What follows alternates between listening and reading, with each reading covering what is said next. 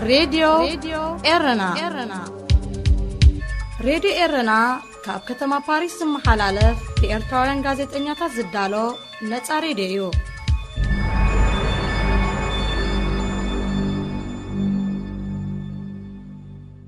ሰላም ዝኸበርኩም ተኸታተልቲ መደባት ራድዮ ኤረና ብፍላይ ድማ መደባት ግዜና ምሳኹም ፅንሕ ኣዳላው ነቕራብ ሻይ ገብረሃን ንሴ ንሎሚ ዕዱም ኣለኒ ዕዱመይ ኣቶ ዮሃንስ መብራህቱ ካብ ከተማ ስቶክሆልም እዮም ኣብ ሽወደን ሎሚ ነካይዶ ዕላል መጀመርታ ከም መእተዊ ድሕረ ባይትኡ ክነግረኒዩ ድሕሪኡ ዝሓለፈ ቀዳም ዕለት 4 ወርሒ 10/2025 ነዚ ዘለናዮ ዓመት ወይ ወርሒ ማለት እዩ ኣብ ስቶክሆልም ሓደ ኣጋጣሚ ተኻይዱ ነይሩ ንሱ ከዓ ነቶም ንነዊሕ ዓመታት ኣብ ስነ ጥበብ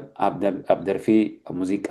ኣበርክቶ ዝገበሩ ኤርትራውያን ናይ ክብሪ ስልማት ዝህብ ፕሮግራም ተኻይዱ ነይሩ እቲ ፕሮግራም ዘካየዱ ሰባት ወይቶም ከም ማሕበር ቆይሞም ዘለዉ ሕጂ ሓደ ካብኣቶምን ናቶም ሓላፍን ምሳይ ኣሎ ንድምፃዊ ሑሴን መሐመድ ዓሊ ኣስታት 50 ዓመት ኣብ ሙዚቃ ኤርትራ ብምፅንሑን ሓደ ካብቶም ኣብ ግዜ መግዛእቲ ኣብ ኤርትራ ዓብይ ኣበርክቶ ዝነበሮም ስነ ጥበበኛታት ወይ ድምፃውያን ሙዚቀኛን እዩ ንዕኡ ክብሪ ንምሃብ ተኻይዱ ነይሩ ሓደ ኣጋጣሚ ወይ ተሰሪዑ ነይሩ ሓደ ኣጋጣሚ ኣብኡ ተሳቲፈ ነይረ ኣዝዩ ፅቡቅ ኣጋጣሚ ፅቡቅ መደብ ነይሩ ብዛዕባኡ ቁሩብ ክነዕልል ኢና ማሕበር መዓዝ ተመስሪቱ ስለምንታይ ተመስሪቱ እንታይ ሰሪሑ ክሳብ ሕጂ ብሕጂ ክንታ ክሰርሕ እዩ ብዛዕባኡ ክንዛረብ ኢና ቅድሚኡ ግን ኣቶ ዮሃንስ እውን ነዊሕ ናይ ስነ ጥበብ ናይ ሙዚቃ ናይ ቅብኣ ተመክሮን ፍልጠትን ዘለዎ ኮይኑ ስለ ዝረኸብክዎ ብዛዕባ ድሕረ ባይትኡ ከም መላለይ ክነግረኒ እዩ ዕድሜ ኣኽቢርካ ስለ ዝመፃኻ ዮሃንስ ኣዝየ መስግነካ ድሕረ ባይትኻ ክትነግረኒ ትኽእል ኢኻ ክትጅምር ጽቡቅ ሰላም አቶ ሽሻይ ከመይ ውዕካ ዳህንደ ቀኒኻ በመጀመርታ ነዚ ግዜ ፈሊኻ ዝዓይሕ ስለ ዝዓደምካኒ ናይ ብሓቂ ከምስግነካ ፈቱ ቀፂለ ድማ ብሽመይን ብማሕበረይን ክምለሽን ዘብቅዓኒ እግዚኣብሔር ይመስገን ሕጂ ቁርብ ድሕሪ ባይታይ ማለት ኣነ ዮሃንስ መብራህቱ ይበሃል ኣብ መንደፈራ ተወሊደ ብህፃነይ ከለኹ ድማ ኣቦይ ብስራሕ ምክንያት ኣብ ተፈላለየ ሃገራት ናይ ኤርትራ መጀመርታ ናብ ደቀ ምሓረ ገለ ሓደ ዓመት ኣቢሉ ይኸውን ብድሕሪኡ ናብ ባፅዕ 3 ዓመት ይኸውን ተቐሚጥና ኣብኡ ብዙሕ ነገራት ፍሉይ ባህልን ባህርያት ተፈጥሮን ርኢና ቀሲምና ብድሕሪኡ ድማ ናብ ኣቁርደት ተቐይሩ እውን ኣብ ዝኸድናሉ እዋን ኣብኡ ድማ ፍሉይ ዝኾነ ኣዝዩ ፍሉይ ዝኾነ ድማ ባህልን ተፈጥሮን ርኢና ቀፂሉ ሽዑ ናብ ዓዱ ኋላ ድማ ገለ 6 ወርሒ እውን ተቐሚጥና ብድሕሪኡ እንደገና ናብ መንደፈራ ተመሊስና ኣነ ስጋዕ ሳልሳይ ክፍሊ ኣብኡ ተማሂረ ማለት እዩ ኣብዘን ኩለን ተማሃርኩወን ቤት ትምህርትታት ኩሉ ግዜ እንዳ ጣልያን ቤት ትምህርቲ ጣልያን ዝኸይድ ነይረ ብድሕሪኡ ግን ናብ ኣስመራ ብምኻድ ኣብኡ ካብ ራብዓይ ክፍሊ ጀሚረ ማለት እዩ ኣብ ራብዓይ ክፍሊ ዳርጋ ኣብቲ ጥቓ መወዳእትኡ ኣብ ኤርትራ ሓደ ናይ ሙሉእ ኤርትራ ናይ ኣርት ስነ ጥበብ ኤግዚቢሽን ምርኢት ስለ ዝነበረ ካብ ኩሉ ኣብቲ ካብ ቤት ትምህርቲ ጉዳይፍ ይመሃር ስለ ዝነበርኩ ቤት ትምህርትና ብስነ ጥበብ ቀዳመይቲ ብምውፃእ ኣነ ካብ ሙሉእ ኤርትራ ተኣሽሙ ተምሃሮ ብቅብኢ ስነ ስእሊ ቀዳማይ ክወፅእ ከለኹ ሓንቲ መማህርተይ ሕጂ ኣብ ካናዳ ትርከብ ኣልጋነሽ ፍስሓፅዮን ተባህለት ድማ እሳ ብሪክያሞ ቀዳመይቲ ወፅያ ማለት እዩ እቲ ሓላፊና ዳይሬክተር ናይቲ ቤት ትምህርቲ ኣቶ ገብሪ ሂወት ካሕሳይ ይበሃሉ ነይሮም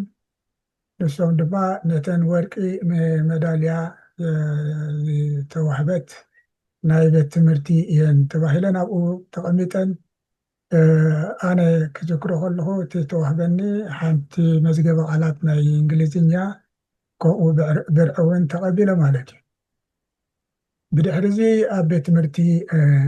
ጎዳይፍ ክብል ከለኹ ክመሃር ከለኹ ማዕረ ማዕረ ናይ ፍቕሪ ናይ ሙዚቃ ካብ መሰሉ ናይ ስእልን ከም ብንእስነተይ መሳይ ስለ ዝነበረ ፋምፋም ዓዲገ ደቂ ገዛውትና ኣብ ገዛ ባንዳ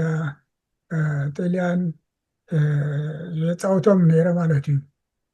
እንዳ ኣበና ክንከይድ ከለና ሽዑ ኣብ ስላዕ 8ይ ክፍሊ ኣብ ጎዳይፍ ቤት ትምህርቲ ምስ ወዳእኩ ፈተና ሓሊፈ ኣብ ቀዳማዊ ሃይለስላሴ ቤት ትምህርቲ ምስ ጀመርና ኣብኡ ሽዑ ሓንቲ ባረሲዕልካ ቅድሜና ተኣሽሙ 8ይ ክፍሊ ከለኹ ኣብ ሓደ እዋን ደቂ መታዓቢትና ገለ ሓናፍፅ ዝፈልጦም ተላልየስ ገለ ናይ ሙዚቃ ባንድ ዘይንገብር ካብ ምባል በተን ዝነበራና ክልተ ቦክስ ጊታር ፈሊቸ ተባህለ ናይ ከበሮ ምህራም ድሌት ዝነበሮ ብድስትን ታኒካን እንዳሃረመ ሙዚቃ ጀሚርና ማለት እዩ። ልምምድ ጀሚርና። ብድሕሪኡ ሓደ ሉቻኖ ተባህለ ተሓዊሱና ቤዝ ዝፃወት ማለት እዩ። ሕጂ መሳርሒ ሙዚቃ ስለ ዘይነበረና ቀሺ ኮተሊኽ ፓድሬ ማሪኖ ዝበሃሉ ኤሪትራዊ ሓበሻ ተዋሒሶም ናይ ሙዚቃ መሳርሒ ሰሪሕኩም ትኸፍሉኒ ኢሎም ስለ ዝሃቡና ዘውፃና ሽዑ እታ መጀመርታ በኽሪ ተፃወተናላ ቦታ ብሓደ ዓርከይ መማህርተይ ኣብ ቀዳማዊ ሃይለስላሴ ዝነበረ በርሀ ገብረ ዮሃንስ ዓርኩ ሓደ ህንዳዊ ፊልም ህንዲ ዘምፅእ ዝነበረ ኣብ ኢንተርኮንቲኔንታል ትበሃል ቦታ ፀወታ ጀሚርና ማለት እዩ። እቲ ታሪክ ነዊሕ እዩ ዝኾነ ኮይኑ ኣብ ሽውደን ምስ መፃኹ ኣነ ከምቲ ትምህርተይ ናይ ህንፃ ተኣሽሙ ሞያ ኣለኒ። ኣብ ሽወደን ምስ መፃኹ ምስቲ ዝነበረኒ ናይ ኣብ ሰመራ ተመሳሳሊ ናይ ህንፃን ናይ ዴኮሬሽን ፕላንት ናይ ዲዛይነር ከም ኣብ እንዳሜረንጊ እውን ከም ጂኦሜትራ ስለ ዝነበርኩ ሓፂር ኮርስ ናይ 1 ዓመትን ፈረቓን ናይ ኣውቶካድ ተማሂረ ብድሕሪኡ ቁርብ ይሰርሓሉ ነይረ ማለት እዩ። ብድሕሪኡ ኣብ ኮኔክስ ኣብ ናይ ትራንስፖርት ማለት ኮኔክስ ዝበሃል ተፈላለየ ሽም እንዳቀየረት ዝመፀት ኣብ ኤምቲኣር ነዊሕ ግዜ ሰሪሐ ማለት እዩ። ኣብዚ እዋን እዚ እንተኣሽሙ 2014 ናይ እንደገና ናይ ህንፃ ኮይኑ ናይ ቢልዲን ሬስታውሬርን ማለት ምሕዳስ ናይ ገዛውቲ ምስ ናይ ኢንጂነሪን ከምኡ ድማ ሜንቴናንስ ኤነርጂ ዘለዎ ተማሂረ 120 ፖይንት ወሲደ ተመሪቀ ማለት እዩ። እዚ ነይሩ እቲ ስጋ ሕጂ ብጣዕሚ ፅቡቅ። ስለዚ እዚ ውልቃዊ ድሕረ ባይታኻ ነዚ ሕጂ እውን መስሪትኩሞ ዘለኹም ኣብ ስነ ጥበበኛታት ዝግደስ ማሕበር ተራ ዘለዎ ኮይኑ ይስማዓኒ። ኣብ ውሽጣዊ ናትካ እንታይነት ዘሎ ከም ዘሎ ስለ ዝሪኦ ዘለኹ ብሓላፍነት ኢኻ ትሰርሕ ዘለካ ኣብዚ ሕጂ ዘሎ ማሕበር እቲ ማሕበር መዓዝ ተመስሪቱ? መፀዊዒኡ እንታይ እዩ? ስለምንታይ ዕላማ ተመስሪቱ? እዚ ማሕበር ጃንዋሪ 17 2025 እዩ ተመስሪቱ። እቲ ተመስረተሉ ምክንያት ንሕና ኤርትራውያን ብሕልፍቶም ኣብ ስነ ጥበብ ዘለና ኣብዚ እዋን እዚ ካብቲ ኣዝዩ ድኹም ዝኾነ ኩነታት ኢና ኣብ ኣዝዩ ድኹም ዝኾነ ኩነታት ኢና ንነብር ዘለና እንተበልና እቲ ድኽመት ብሕልፊ ኣብ ወፃኢ ኮንካ ሓገዛት ዝሰኣን ማለት ዘይኮነስ ከም ሰብ መጠን ሓቢርና ንክንሰርሕ እቲ መናባብሮና ስለ ዘፀግመና እዩ። እዚ ማሕበር እዚ ተመስረተሉ ኣጋጣሚ ኮይኑ ብሓውና ነፍሲሄር ዕስማን ዓብደርሒም ምስ ሞተ ኣኼባ ገይሮም ፀዊዖምና ጉዱሳት ሰባት ሕጂ እሞ እንታይ ደኣ እዚ ሲ ከምዚ እንዳበለ በብሓደ ሰብ ሓደ እቲ ባህልን ስነ ጥበብን ሲ ሓደ ነገር ክግበር ኣለዎ እምበር ኣብዚ ብኑን ንጠፍእ ኣለና እሞ እንታይ ገበር ተባሂሉ ሽዑ ኮሚቴ ወፅዩ እከለ ምስ ተባህለ ዋ ኣይፋልኩምን ኣብዚ እኮ ስነ ጥበባውያን ንፈልጦም ኣለና ብምባል ስለ ዝጠቆሙና ንሕና ድማ ከቢድና ኣብዚ ዕድሜና እዚ ሕጂ ላዕልን ታሕትን ክብል ቁሩብ እኳ ከቢድ ተኾነ ግን ናይ ህዝቢ ተኣሽሙ ድማ ስለ ዝኸብደካ ሓራይልና ጀሚርናያ ማለት እዩ ሕጂ እቲ ዕላማ እንታይ ንምግባር ኢኹም ጀሚርኩሞ ምስ ብሞት ዝተፈለና ገዲም ህቡብ ድምፃዊ ዑስማን ዓብደርሒም ትጠቕሰለይ ፀኒሕካ ንሱ ምትእስሳሩ እንታይ እዩ እንታይ ንምግባር ኢኹም እንታይ ዕላማ ንምህራም ኢኹም ጀሚርኩሞ እዚ ብመጀመርታ ከይጠቐስክዎ ክሓልፍ ዘይደሊ ኣቶ ነዛ ሓሳብ እዚ ዘንቀለ ኣቶ ኢድሪስ ዓሊ ሻኽ ሕጂ ምሳና ኣብ ናይ ሎጂስቲክስ ዝሰርሕ ዘሎ ማለት እዩ ናይ ሎጂስቲክስ ደኣ ይኹን እምበር ዳርጋ ንኩሉ እቲ ንጥፈታት ኣብ ኩሉ ኢዱ ለይትን መዓልትን ዝሰርሕ ዝነበረ ምሳይ ሓጋዜን ምስቶም ካልኦት ኩላህና ብዘይ ቀልዓለም ኩላህና ብጀካቶም ባይቶን ካልእ እውን ታስክ ፎርስ ዝበሃሉ ኮይና ነዊሕ ስራሕ ኢና ኣካይድና እዚ ዕላማ እዚ እንታይ እዩ ብመጀመርታ በታ ዓቕምና ተፍቅዳ ኣብዛ እዋን ነቶም ብሂወቶም ዘለውን ነቶም ዝሓለፉ ዘበርከቱ ምእንቲ ህዝቦም ድምፂ ዝኾኑ ሰባት ነዚኣቶም ሽልማት ንሻን ንምዕዳል እዩ ፅቡቅ ሕራይ እምበኣር በዚ ምክንያት ንድምፃዊ ሑሴን መሕመድ ዓሊ ትማሊ ቀዳም ናይ ኒሻን ስልማት ሂብኩሞ ነይርኩም ብኸመይ መሪፅኩሞ ብኸመይ ኹም ነቲ መስርሕ ተካይድዎ ንወፃኢታት ዝምልከት ብኸመይ ኹም ትሽፍንዎ ከም ማሕበር ቆይምኩም ካብቲ መንግስቲ ሽወደን ንማሕበራት ዝህቦ ድጎማ ሓገዝ ትረኽቡ ዲኹም ተዋፅኡ ዲኹም ባዕልኹም ምስታት ክረባ ብርሃልና ብመጀመርታ ነቶም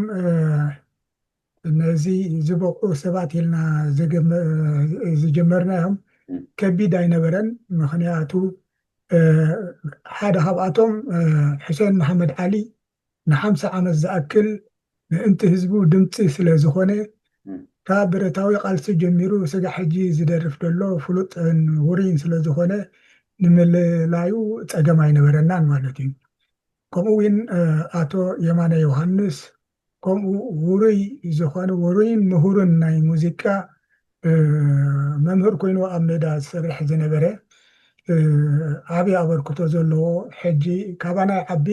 ብቁሩብ ዓመታት ይዓቢ ኣብ ሽወደን ኣብ ቬክሸ ይቕመጥ ነዚ ንዕኡን ነቶም ዝተረፉ እኳ ኣነ ብኣካል ኣይፈልጦምን ረመዳን መሐመድ ኑርን እዮብ ሃይለይ ፍልጠት ነይሩና ነዚኣቶም ንመለላይ ወላ ሓንቲ ፀገም ኣይነበረን ንዝመፅእ ግን ክራይቴርያስ ሰንዲድና ብዕሙቕ ዝበለ ክኸውን ኣፍልጦ ዘለዎ ጌርና ክንመርፆም መደብ ኣለና ፅቡቅ ቅድም ናብቲ ሓንቲ ሕቶ ምስ ጋርና ከዘኻኽረከ ተሕቶ ሕጂ ብድምፃዊ ሑሴን መሐመድ ዓሊ ዲኹም ጀሚርኩሞ ዘለኹም ወላ ዝሓለፈ ንሎ ይቅድም ኢሉ ዝተጀመረ ንካልኦት ሰባት ንሻት ናይ ምሃብ ፕሮግራማት ከም መጀመርታ ናይ ሑሴን መሐመድ ዓሊ ተላዒላ ካልእ እንደገና ኣብታ ሓቲትካ ዝነበርካ ከይረስዕ እኳ ኣብዚ እዋን እዚ ንሕና ካብ መንግስቲ ሽወደን ንረኽቦ ሓገዝ ወላ ሓንቲ የብልናን እዚ ብጉዱሳት ሰባትን ቁሩብ ቁራቦ ድማ በቲ ዘለና ዓቕቢ ካብ ጅባና ጌርና ኢና በጊስና ዘለና ይኹን እምበር ንሕና ኣብ ሽወደን ከም ህዝብና ተኣሽሙ ማለት ቀረፅ እንዳኸፈልና ሰራሕተኛ ኮይና ቀረፅ እንዳኸፈልና ልመና ኣይኮነን እቲ መሰልና ካብ መንግስቲ ሓቲትና ክንወፆ ተዘይኮይኑ በዚ ዝሓለፍናዮ ምናልባሽ እቲ ቅዱስ ዕላማ ናይ ህዝብና ደጊፉና ደኣ ኸውን እምበር ኣስተዋፅኦን እውን ሓዊስካ ናይ ብሓቂ ከቢድ ኩነታት ሓሊፍና ክብል ይፈቱ ፅቡቅ እምበር ትማሊ ቀዳም ብማይ ዝቁፀሩ ዕዱማት ነይሮም ትገባብ ፅቡቅ ነይሩ እቲ መስርዕ ፅቡቅ ነይሩ ድምፃዊ ዳሃብ ፋይቲንግ እውን ኣብቲ ኣጋጣሚ ተረኪባ ነይራ ሰኒያቱ ነይራ ነቲ ኣጋጣሚ ነቲ ፅምብል ኣቀዲማ እውን ሓበሬታ ሂባ ነይራ እዚ ኩሉ ኦርጋናይዝ ንምግባር ከ ከመይ ነይሩ እቲ መስርሕ ንዕዱማት ከ ንኩሉ ዶ ዓዲምኩም ናይ ምዕዳም ወይ ናይ ምሕባር ኣገባባት ከ እንታይ ዓይነት ሜላ ተጠቂምኩም ንኩሉ በፂሕዎ ይኸውን ኢልኩም ተኣምኑ ኣብዚ ናይ ብሓቂ ዓብይ ብድሆታት ነይሩና ምክንያቱ ካብ ባዶ ስለ ዝጀመርና ባዶ እቲ ዝዓበየ ጉዳይ ሙዚቃ መርዓዊ ከይሓዛስ መርዓቲ ሒዛ ከምዝበሃል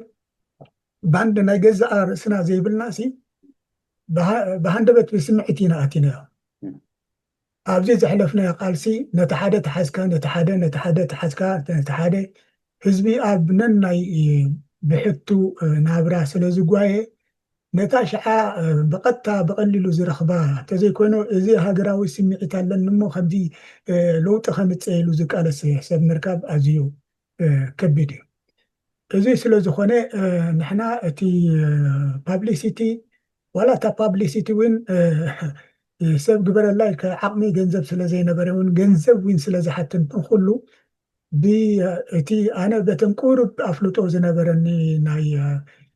ቪድዮን ናይ ፎቶግራፊን ዳኣሽሙ ነቲ ዲዛይን ይኹን ምስካደ ሓደ ሰኣላይ ዓርከይ ከማይ ሕልሚ ሉዊስ ተባህለ ኮይና ነቲ ኣርማ ምስ ኣዳለናያ ብድሕሪኡ እቲ ናይ ቪድዮ ይኹን ናይ ኩሉ ናይ ስነ ፅሑፍ ይኹን ገለመለያ ኣነ ኣባይ እዩ ዳርጋ ተወዲኡ ስለዚ ፅዑቕ ተኣሽሙ ስለ ዝነበርና ኣፍልጦ እውን ናይ ከምዚታት ኣብ ሰሪሕካ ኣብ ዩቱብ ይኹን ኣብ ቲክቶክ ካብ ኩሉ ናይ ምዝርጋሕ ተመክሮ ስለ ዘይፀንሓኒ ከቢድ ስለ ዝነበረ ቁሩብ ዶንጊና ነበረ ነይረ ተበልኩ እውን ዝውቀሰሉ ኩነታት ዘይኮነስ ግዜን ኩነታትን ኣይፈቐደን ማለት እዩ ስለዚ ህዝቢ ብግቡእ ተዓዲሞ ዶ ንዝብል ኣይመስለንን ምክንያቱ ነዚ ከምዚ ዝመሰለ እዚ ዕላማ እዚ እኮ ናትና ኣይኮነን ንሕና ናይ ሸቐጥ ዘይኮንና ናይ ህዝቢ ካብ ህዝቢ ንህዝቢ ስለ ዝኾነ እዚ ናይ ህዝቢ ጉዳይ ስለ ዝኾነ ኩሉ ብዓቕሙ ብዓቕሙ ብሙይኡ ብዓቕሙ እንዳ ክደፍኣሉ ዘሎ ዕማም ስለ ዝኾነ ህዝቢ ሓበሬታ ተዝረክብ ካብዚ ዘይሓለፈ ፅቡቅ እኳ ኣድማዒ እኳ ተነበረ ኩለን ድማ ዘለዋ ማሕበራት ወይም ከድንቆ ከለዋ ኣብ ዓብይ ዳራሽ ጌርና ክንገብሮ ሰብ ብድፍፍእ ክኣትዎ ይግብኦ ኢለ ሕልሚ ኣለኒ ፅቡቅ ወብዙሕ ዝተለምደ ኣይኮነን ገለ ውሕዳት ትካላት ወይ ማሕበራት ኣለዋ ንከምዚ ዓይነት ስራሕ ዝሰርሓ ብፍላይ ድማ ምስኡ ምትእትሳር ዘለዎ ናይ ቤን ኤርትራ ንፈታተሎ ንኣስታት 10 ዓመት ዝኸደን ንብዙሓት ዓብይ ኣበርክቶ ዘለዎም ከዓ ስልማት ዝዓደለ ንስኹም ከዓ ከምኡ ዓይነት ኣገባባት ትጅምሩ ኣለኹም ፃዕዳ ኣፅናሕኩም መንገድኹም ፅቡቅ ግበረልኩም ሓገዝካ ካብ ህዝቢ ትረኽቡ ትምኒተ እዩ ናይ ዝቕፅል መደባትኩም እስከ ንገረኒ እንታይ ሰሪዕኩሞ ዘለኹም ኣብ ቅድሚኹም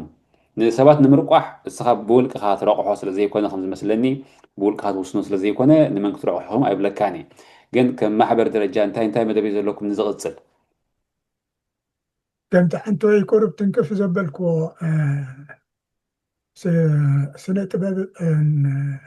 ስነ ጥበብ ክንብል ከለና ኣዝዩ ሰፊሕ ኩነታት እዩ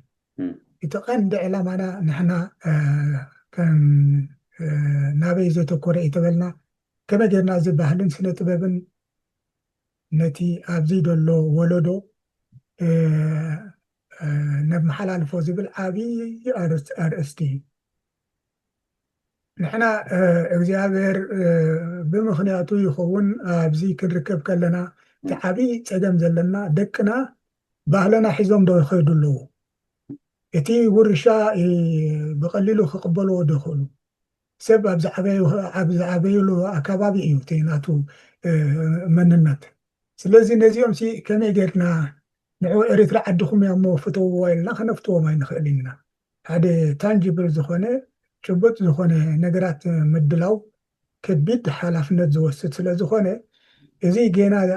ዘይጀመርናዮ ኣብ ኣምር ኣሎ ግን ነዚ ከመይ ጌርና ክንብል ዓብይ ኣኼባታት እንዳኸድና ዓብይ ስነ ጥበባውያን ሞያታት ሞያ ዘለዎም ንኣሽቱ ደቅና እንዳዓደምና ክንሰርሓሉ እዩ እቲ መደብ ዘሎ ድቃስን ዕረፍትን ዝህብ ጉዳይ ኣይኮነን ግን ንሕና ብሂወት ከለና እታ ትከኣለና ንክንገብር እዚ እዩ ደሎ እቲ መደብ ፅቡቅ ካብኡ ከይረሓቕና እዚ ንነዊሕ ዓመታት ኣብ ስነ ጥበብ ኣበርክቶ ዘለዎም ሰባት ብድምፃውያን ጀሚርኩም ኣለኹም ካብኡ ኸ ናብ ፀሓፍቲ ናብ ተርጎምቲ ወይ ናብ ካልኦት ናብ ገጠምቲ እውን ክኸውን ይኽእል ክትሰግሩ ትኽእሉ ዲኹም ከምኡ መደባት ኣሎ ዲ ዋላስ ኣብ ሙዚቃ ኣብ ናይ ደርፍን ዝተሓፅረ እቲ ፕሮግራማትኩም ኣብኡ ከሎ ክቕፅል ኣቢለ ከዓ ንኣሽቱ ኸ ነዊሕ ዓመት ፅቡቅ ኣበርክቶ ዝገበሩ ኸ ኣሎ ድዩ ከምኡ ዓይነት ስልማት ንክትብዎም ዋላስ ብዕድመ ዝደፍኡን ዓበይትን ጥራይ ኢኹም ከም ረቋሒ ተቐምጦ ዘለኹም ፅቡቅ ሕቶ ይቐኒለይ እዚ እቲ ቀንዲ ሕመረት ናይዛ ማሕበርና ሕቶ ኣልዒልካ ኣለካ ብጣዕሚ ፅቡቅ ንሕና ኣብ ዝሓለፈ እዋን ምናልባሽ ቀደም ኣቢልካ ድሕሪ ቅድሚ ምውዳእ ቀደም ኣቢልካ ከይድካ ደኣ ከይትኸውን እምበር ኣነ ኣብቲ ተመረፅኩሉ እዋን ከይተመረፅኩ ከለኹ እዋን ከም ኣባል ቦርድ ማሕበር መብፅዓ ኣትየሎም ነይረ እዚ ማሕበር እዚ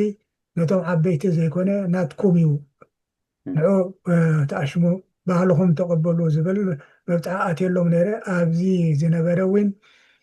ብሓፂሩ ሓንቲ ደቅና ክልተ ሓንቲ ጓለየን መሳርሕታን ኣብ ናይ ሽወደን ሬድዮ ዝሰርሓ ተሳቲፈን ኣብቲ ናይ መጀመርታ መእተዊ ቪድዮ ዘዳለዋ ንሳተንን ክልተን ተሓቢረን ማለት እዩ ካልእ ነፍሲ ሄር ኢብራሂም ማሕሙድ ጊታሪስት ኢብራሂም ማሕሙድ ነዛ ሕልሚ እዚኣ ይፅበያ ነይሩ ግን ከይረኣያ ሓሊፉ ኣብዚ ዓለም ሓሊፉ ብጣዕሚ ሓዝን ሽዑ ነታ ጓሉ ፒያኖ ትፃወት ስለ ዝነበረት ዕድል ሂብናያ ባዕልኻ እውን ፅቡቅ ኣሰኣላ ጌርካ ትስእላ ከም ዝነበርካ ትማሊ ብፆተይ ይነግሮም ነይረ ስጋዕ ኣብ ስቴጅ ወፂእኻ ከመይ ጌርካ ትስእል ዝነበርካ ስለ ዝረኣኽዎ ናይ ተመክሮ ስለ ዝነበረኒ ናይ ባሕቂ ፅቡቅ ጌርካ ስኢልካ ኣለካ እሳ እውን ከምኡ ተሳቲፋ ማለት እያ ካልእ ሓንቲ መንእሰይ እውን ሓደ ፍሉይ ዝኾነ ናይ ፊደል ኣፀሓሕፋ ብቐሊሉ ከመይ ገይሮም ተምሃሮ ይመሃሩሉ ስራሕቶ ነይራ ኣጋጣሚ ዓዲመ ነይረ ነባኣ ግን ብኣካል ደጊመ ስለ ዘይፀዋዕኮ ኣይመፁን ሓደ ካልእ ክልተ ናይ መዝገበ ቃላት ሽወደን ትግርኛ ዝፀሓፉ ነይሮም ተዓዲሞም ነይሮም ክልቲኦም መፅኦም ነይሮም እቲ መዝገበ ቃላት ዝፀሓፈ ቀንዲ ዓርከይ እያሱ ሃብቱ ዝበሃል ብገለ ሃንደበት ምክንያት ክቅፅሎ ኣይከኣለን ኣብ ፍርቂ ወፂኡ ግዚኡ ከይበፅሐ ንገዛ ክኸይድ ተገዲዱ ማለት እዩ እቲ ሓደ ግን ኢንተርቪው ገይሩ ብርሃነ ተስፋዝጊ ነቲ ናይ መዝገበ ቃላት ናይ ሕክምና 3,000 ዘሎ ቃላት መስለኒ ህዝቢ ዝጥቀመሉ ደሎ እሱ እውን ኢንተርቪው ገይሩ እዩ ካልእ ግጥሚ እውን ዝገጠሙ ነይሩ ንባዕሉ ኢድሪስ ዓሊ ሸኽ ሓደ ካብቶም ሓሳብ ዘንቀለ እውን ብግጥሚ ብትግርኛን ብትግረን እውን ኣስሚዑ እዩ ንመፃዊ ዘለና እዚ ጥራይ ዘይኮነ ካብኡ ንላዕሊ ዝኸይድ መደባት ከም ዘለና ክሕብር ይፈቱ ፅቡቅ ኣዝየ መስግነካ ስለ ግዜኻ ስለ መብሪኻ ስለ ተመክሮኻ ስለ ትገብሮ ዘለኹም ኣበርክቶ ከምቲ ቀዳማ ብለ ዝገለፅክዎ መንገድኩም ፃዕዳ ግበረልኩም ናይ መጨረሽታ ልበዋ እንተለካ ክሰምዓካ ኣነ ግን ወዲኤ ኣለኹ ሕቶታተይ يغني እንደገና ኣነ ለበዋ ገብሮ ዘለኒ ብሓንቲ ኣብነት ገይረ ክገልፆ እየ ኣብዚ ኣብ ሓደ እዋን እቲ ኩሉ ናብራና ከምቲ ክንገልፆ ዝነበርና ቁሩብ ወፃኢ ፋሕ ኢሉና ስለ ዘሎ ንኣያና ተወልደ ረዳ ብምድዋል أنت يا تولي نعبا قلي قبر إليه ዮሐንስ ይልኒ አቤት እንታ ሃትወልደ ኣለኻ ኢለኒ እትዝበልኩኻ እሞ ሓደ ነገር ዘይስተባሃልካሉ ኣሎ ማለት እዩ እንታይ ኣነ እኮ እቲ ዓብየ ኣድማዒ ተራ ዝነበረኒ ጊታረይ ሒዘይ ሽገይ ሃቡኒ ስለ ዝደረፍኩ ይኮንኩን ህዝቢ ኤርትራ ብድድ ኢሉ ኸይዱ እንታይ ደኣ ህዝቢ ድሉው እዩ ነይሩ ድሉው ስለ ዝነበረ ነቲ ናይ ልቡ ተረክታ ስለ ዝሃረም ኩሉ ብሓንሳብ ግምጥል ኢሉ ወፂ ኸይኑ ንሜዳ ኢሉ ሕጂ ድማ ነዚ ናብራና ናበይ ከም ንኸይድ ዘለና ኮምፓስና ዝጠፍኣና ንመስል ስለ ዘለና ህዝቢ ኤርትራ ነቲ ውራዩ ባዕሉ ክቃለሶ ብዓቕሙ ከምቲ ዝበልክዎ ኣበርክቶ ተዘገይሩ ለውጢ ክመፅእ ሰኢልካ ዝመፅእ ለውጢ የለን ክብል ይፈቱ ማለት እዩ ይቐኒየለይ ሰላም ምሸት ሰናይ መንገዲ ሰናይ ስራሕ ምንየልኩም ካልእ ግዜ ዘሎ ምዕባለታት ሓድሽ ሰብ ምስ ኣምፀኹም ሓድሽ ሰብ ንኒሻን ምስ ረቑሓኩም ከዓ ክንዘራረብን እቲ ምዕባለታት ክንሪኦ ኢና ወይ ተስፋ ገብር ስለዚ ይቐኒየለይ ንሎም መዓንቲ ግን ይቐኒየለይ ብጣዕሚ ኣቶ ሽሻይ እቲ ኩሉ ኣበርክቶኻ ድማ ንከንቱ ከምዘይተርፍ ርግፀኛ እየ ቀፅሎ ኩላህና በብዘ ወገና ንቅድሚት ንድፋእ ይቐኒየለይ ኩረት ኣበለይ